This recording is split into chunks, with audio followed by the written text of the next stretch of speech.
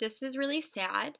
Um, Obviously, we never want to hear about bad things happening to children because they're so innocent and have done nothing wrong in the world to deserve it. But we know that if you don't have food or a house and your parents aren't able to provide the stability for you to develop and grow, then children were hurt as well during the time.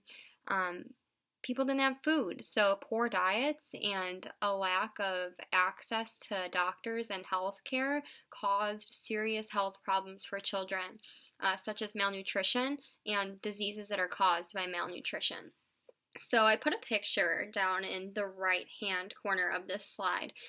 There is a disease called rickets that is caused by malnutrition, and those are three children who have rickets, and it affects the bone structure in your legs and it makes them bowed. So you can kind of see how these children were physically affected and altered by not having food during this time. They weren't able to grow properly, and it affected them for the rest of their lives. Schools were shut down. Ironic right now, I know. School years were shortened because they just didn't have the money to pay teachers. And why would students be going to school to learn how to get jobs when there was none? They worked in sweatshops and poor working conditions again. That progress we made against child labor pretty much went out the window during the Great Depression.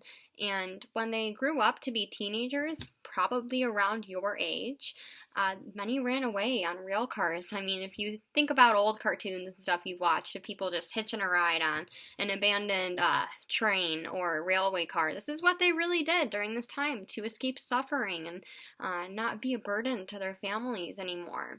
And this led to many accidental deaths of teenagers and children who were runaways, and many were even murdered during the time because they were all on their own. So this is very sad. There's a pretty meaningful picture up there as well. It says, "Why can't you give my dad a job?" A child protesting, trying to use that sympathy card to have their dad get a job. And that other picture down on the left is shocking, but it is real. Some families were even forced to sell their children if they couldn't provide for them. If they couldn't give them food or feed them, they wanted them to have other homes, or maybe they even just needed the money. So if you can think about the psychological toll that takes on the parents of a child, this is really the horrors that people were experiencing during the Great Depression. It was just awful.